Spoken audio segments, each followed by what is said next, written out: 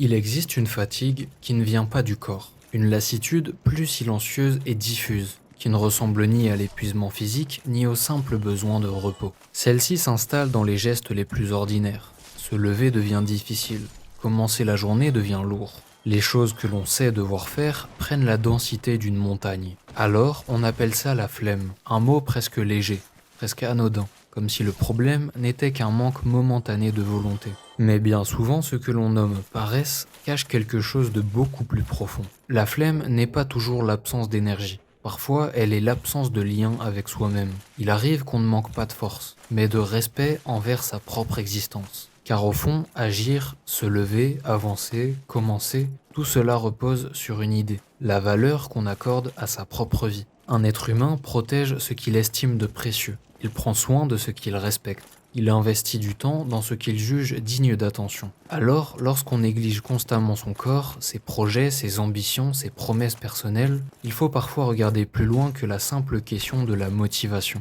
Peut-être que le problème n'est pas la flemme. Peut-être que le problème est le regard que l'on porte sur soi. Le manque de respect envers soi-même ne se manifeste pas toujours par des gestes spectaculaires. Il prend la forme de petites trahisons quotidiennes. Repousser encore ce que l'on voulait commencer. Abandonner une parole que l'on s'était donnée. Tolérer un mode de vie qui nous éteint. Accepter de vivre en dessous de ce que l'on sait possible. Chaque promesse rompue envers soi-même laisse une marque. Une fissure dans l'image intérieure que l'on a de nous-mêmes. À force de ne pas se prendre au sérieux, on finit par se convaincre inconsciemment que notre parole n'a pas de poids. Et lorsque personne ne croit plus en la valeur de sa propre parole, toute discipline devient impossible. Pourquoi commencer si au fond on sait déjà que l'on se laissera tomber ? Pourquoi faire l'effort si on est habitué à l'idée que nos engagements personnels sont négociables ? La flemme devient alors moins une cause qu'une conséquence. Elle est parfois le symptôme d'une estime de soi faible, d'un lien fragilisé entre ce que l'on veut être et ce qu'on s'autorise à devenir. Le respect de soi commence dans des choses presque invisibles.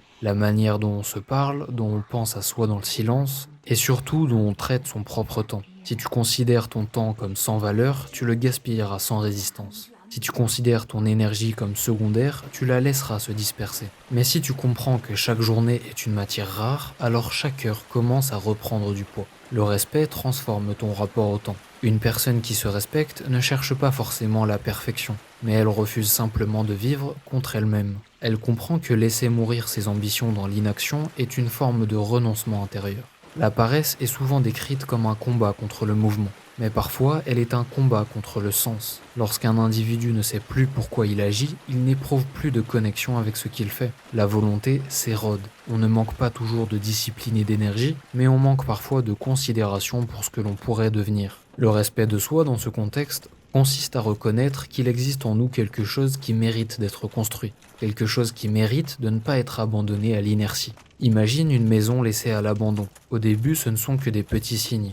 Un objet déplacé qui n'est pas rangé, une poussière qu'on ignore et une fissure que l'on se dit réparer plus tard. Puis, à force d'être négligée, la maison se dégrade.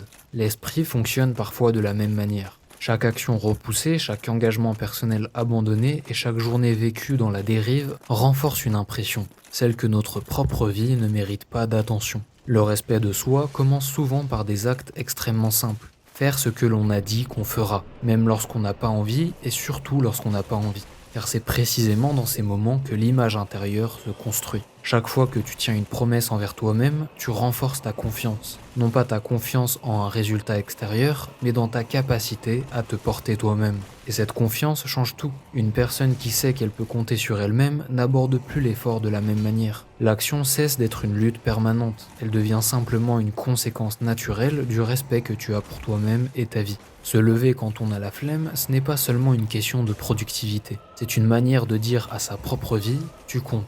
Prendre soin de son corps, c'est pas seulement une question d'apparence, c'est reconnaître qu'on mérite d'habiter un corps traité avec dignité. Poursuivre un projet, c'est pas seulement une question de réussite, c'est affirmer que ses idées méritent d'exister dans le réel. Le respect de soi redonne de la gravité à l'existence. Il remet du poids dans les gestes, du sens dans les décisions et de la valeur dans les journées. A l'inverse, la flemme chronique finit souvent par produire une étrange forme de mépris intérieur. On se voit comme quelqu'un sans valeur, qui n'avance pas, qui n'est pas capable et qui se laisse dériver à la moindre distraction. Mais cette image devient un cercle.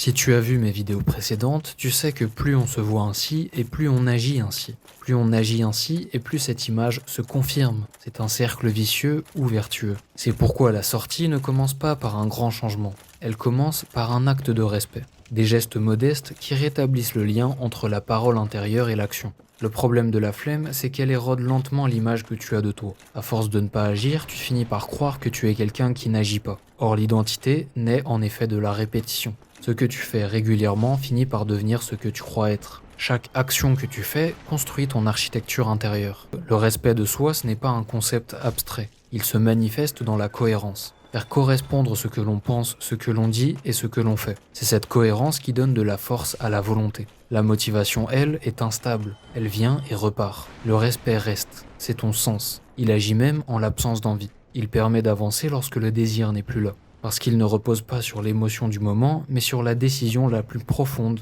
que tu peux faire. Refuser de te trahir. Peut-être qu'au fond, la vraie question, ce n'est pas comment ne plus avoir la flemme et être motivé, mais plutôt est-ce que je me traite comme quelqu'un qui mérite une vie meilleure? Car beaucoup de gens attendent d'avoir envie avant d'agir, alors qu'en réalité, c'est souvent l'action qui crée l'envie. Le mouvement précède l'élan, le respect précède la motivation.